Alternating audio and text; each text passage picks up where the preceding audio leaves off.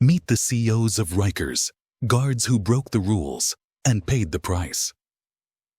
The sound of keys clattering echoed in the hallway, but it wasn't an inmate making noise this time.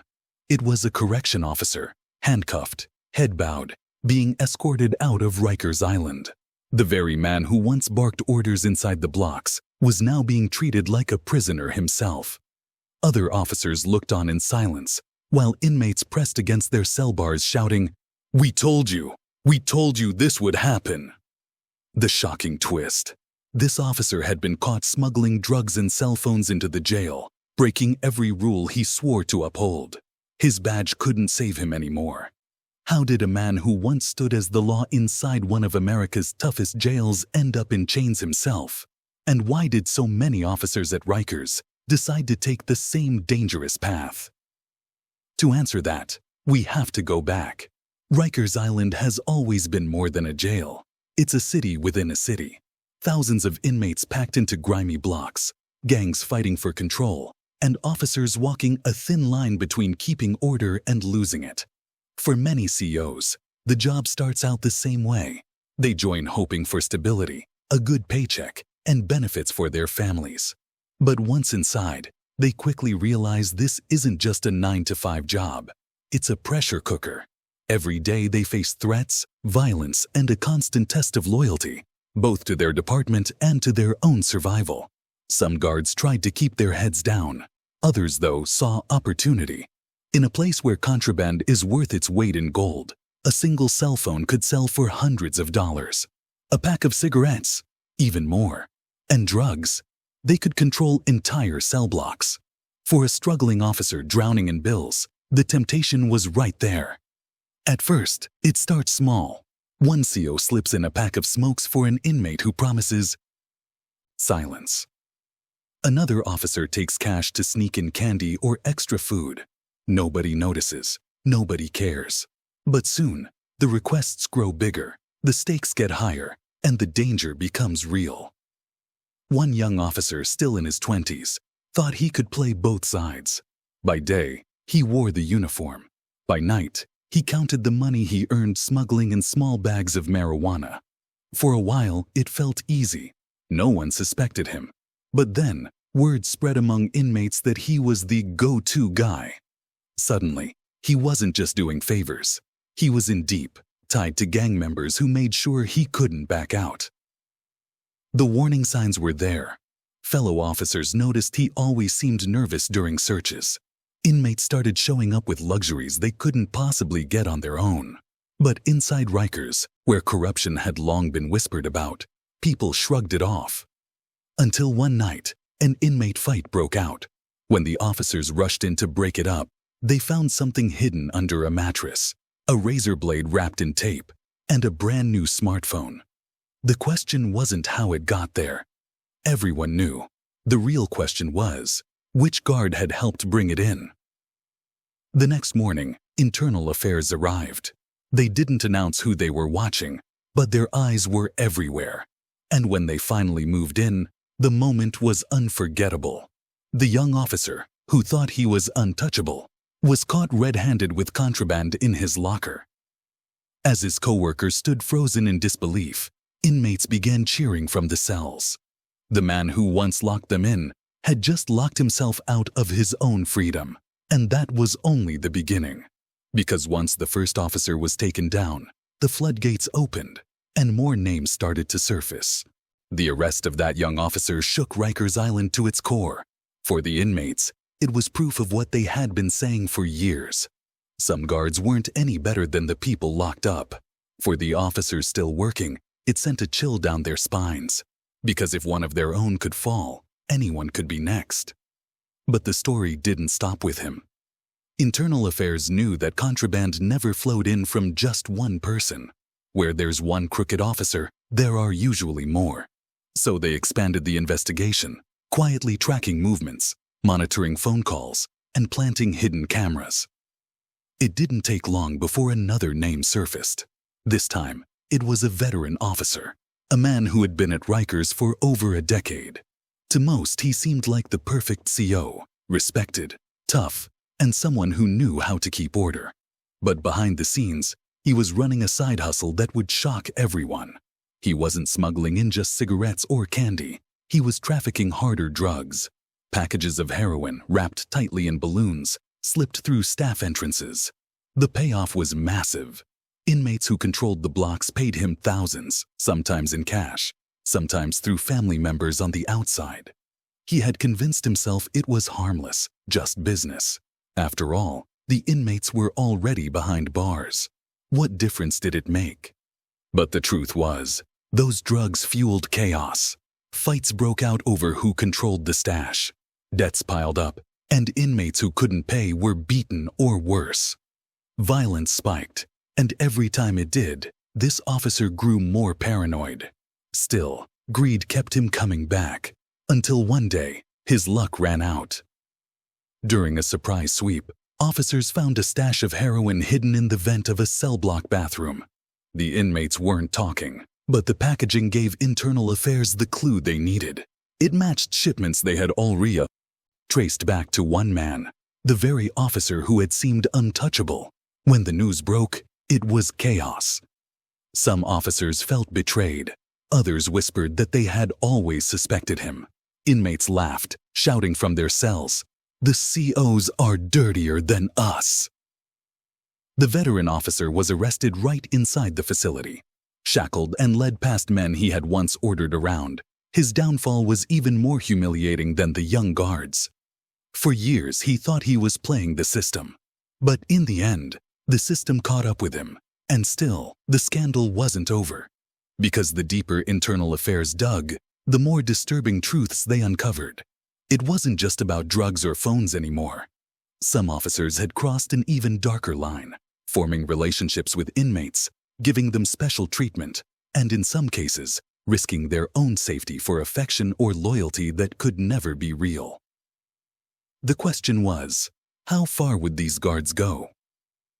And soon, one officer's secret relationship with an inmate would explode into a scandal that would put the entire jail under the spotlight. Whispers spread like wildfire through the blocks. This time, it wasn't about drugs or phones. It was about something even more dangerous. A correction officer caught in a forbidden relationship with an inmate. She was a young CO, only a few years on the job. At first, she followed the rules closely, keeping her distance. But Rikers is a pressure cooker. Every day meant insults, threats, and manipulation. Some inmates knew exactly how to play on those weaknesses, offering kindness, respect, or even flattery, in a place where officers often felt hated. That's how it started. A smile here, a longer conversation there. She convinced herself it was harmless, but soon she was sneaking in small favors, an extra snack, longer time in the rec yard, or letting an inmate use the phone a few extra minutes. To outsiders, it didn't look like much. To the inmate, though, it meant leverage. And then the line was crossed. She was seen slipping a handwritten note into an inmate's pocket, right under the cameras. What she didn't know was that internal affairs had been watching her closely, after rumors started spreading that she was too friendly with certain men inside. The investigation uncovered everything. Late-night phone calls, love letters, promises that once the inmate got out, they'd build a life together. But while she believed she was in love, the inmate was using her, pushing her to smuggle in contraband, promising her protection if she ever got caught. The day it all came crashing down was brutal. Officers stormed the block and ordered her out. Inmates erupted in shouts, some mocking, others cheering, knowing that another guard had fallen. She stood frozen, tears streaming down her face as her badge was taken away. But this wasn't just one isolated case. Her arrest opened the door to more shocking revelations. Internal affairs uncovered a pattern. Multiple officers had been compromised, manipulated into relationships, or lured into favors that tied them directly to gang leaders inside. One officer had secretly given an inmate keys to areas he wasn't allowed in. Another had been caught meeting a prisoner's family on the outside. The deeper investigators went, the uglier it became. For the public, these scandals painted a disturbing picture. Rikers Island wasn't just plagued by violence and corruption among inmates. The very officers sworn to maintain order were being pulled into the same darkness. But the fallout wasn't just about embarrassment. These relationships had real consequences. In one shocking incident, an officer who had fallen for an inmate ended up helping him plan an escape attempt, an attempt that nearly succeeded. The discovery of that plan turned the entire jail upside down. Alarms blared, security tightened, and suddenly, every officer was under suspicion. And just when it seemed like things couldn't get worse, a violent riot would break out, one fueled by smuggled contraband, broken trust, and officers who were no longer seen as enforcers, but as pawns. It started with a whisper, then a spark, and within hours, the entire jail was on fire with chaos. The riot wasn't a random explosion of anger. It was fueled by months of tension, by contraband that had slipped past officers, by secret deals made in the shadows, and by inmates who knew the guards could no longer be trusted. On a hot summer afternoon, an argument between rival gangs in one housing unit turned into a full-scale battle. Shouts echoed down the corridors, fists flying, makeshift weapons flashing in the dim light. Within minutes, the violence spread from cell to cell. Inmates overturned bunks, smashed lights, and set fires with anything they could find. The smell of smoke filled the air.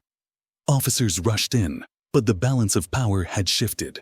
Inmates weren't afraid anymore. They knew some of the guards had been compromised, and in the confusion, nobody knew who could be trusted. Inside the chaos, investigators later learned contraband phones were buzzing. Orders were being given in real time from gang leaders locked in other blocks, telling their men when to strike, when to fall back, and who to target. Those phones had only one source: the very officers who had smuggled them in. One group of inmates barricaded themselves inside a common area, arming with sharpened metal scraps. Another broke into the pantry, raiding food supplies and setting traps for any officers who dared to push in. The radios of the COs crackled nonstop with panicked voices, calling for backup. The prison went into lockdown. Doors slammed shut. Sirens blared across the island. Reinforcements in riot gear poured in, shields up, batons ready. For hours, Rikers was a war zone. In the middle of it, one officer made a shocking choice. Instead of standing with his team, he vanished. Later, it was revealed he had been tipping off inmates during the chaos, guiding them to blind spots where cameras couldn't see. He thought he was clever, thought his secret alliance would protect him. But in the smoke and confusion, loyalty meant nothing. That same night, inmates turned on him, dragging him into a corner. His so-called protection shattered instantly. By dawn, the riot was crushed, but the damage was undeniable. Multiple officers were injured. Dozens of inmates were taken to medical units. Entire blocks were destroyed. And most damning of all, the investigation revealed exactly how much of this chaos was made possible by the officers themselves. The fallout was swift. Arrests, suspensions, and headlines that rocked New York City. Rikers in crisis, one newspaper blared. Another called it the jail that guards helped break. But even as the smoke cleared, a darker question lingered. If officers were willing to smuggle, lie, and betray during a riot, what else had they been hiding all along? And soon, the next scandal would reveal something even more chilling. A secret network of COs and inmates working together like a gang of their own. The riot had left Rikers scarred, but it also pulled back the curtain on something even darker. As investigators sifted through the wreckage, confiscating phones, flipping through hidden notebooks, and interviewing inmates under heavy guard, a chilling truth began to surface. This wasn't just about a few rogue officers. There was a network, a secret alliance where correction officers and inmates worked together like a gang of their own. It started with whispers about the circle. That's what inmates called the small group of COs who had crossed the line. These weren't officers just sneaking in candy or making careless mistakes. They were actively working with gang leaders inside the jail, moving drugs, controlling fights, and even deciding which inmates got special treatment. In return, the officers made thousands of dollars, and some enjoyed a level of respect they could never get from their own co-workers. For the inmates, having guards in their pocket meant power. For the officers, it meant danger they couldn't escape. Once you were in, you couldn't just walk away. If you tried, the gangs knew where your family lived. One officer, caught in the middle of the investigation, finally broke down. He admitted that he had been threatened into joining the circle after refusing an inmate's request. At first, he thought saying no was enough. Then, one night, his car windows were smashed outside his house. A week later, a letter arrived at his doorstep with only 5 words. "We know where you live." Out of fear, he gave in. And from that day forward, he was theirs. The exposure of this network sent shockwaves across New York. The city couldn't ignore it anymore. The headlines were brutal.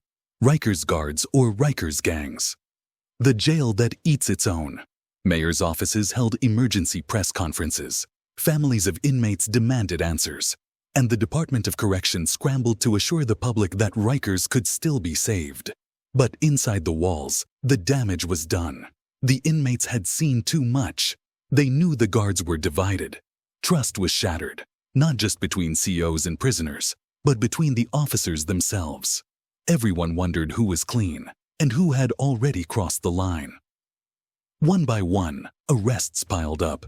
The young rookie who thought smuggling was easy money. The veteran who ran drugs like a businessman. The officer who fell in love with an inmate. And the ring of guards who acted like a gang in uniform. All of them faced the same fate, traded uniforms for handcuffs, and traded authority for courtrooms. For years, Rikers Island had been known as a place of violence, corruption, and survival. But now, the spotlight wasn't just on the inmates. It was on the very people who swore to guard them. And as the officers who broke the rules paid the price, one truth became impossible to deny. At Rikers, the line between guard and prisoner wasn't just blurred. In too many cases, it was erased.